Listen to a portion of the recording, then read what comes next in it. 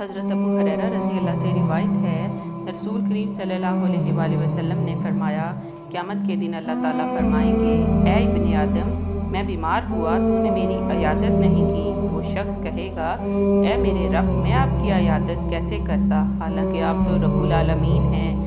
اللہ تعالیٰ فرمائیں گے، کیا تجھے معلوم نہیں کہ میرا فلاں بندہ بیمار تھا؟ اگر تم اس کی عیادت کرتے تو مجھے اس کے پاس پاتے۔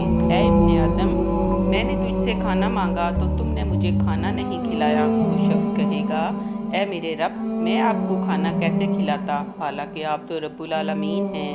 اللہ فرمائیں گے، کیا تمہیں معلوم نہیں کہ میرے فلاں بندے نے تم سے کھانا مانگا، تم اگر اس کو کھانا کھلاتے تو تم مجھے اس کے پاس پاتے۔ اے ابن آدم، میں نے تم سے پانی مانگا تھا، تم نے مجھے پانی نہیں پلایا۔ وہ شخص کہے گا، اے میرے رب، میں آپ کو کیسے پانی پلاتا، حالانکہ آپ تو رب العالمین ہیں۔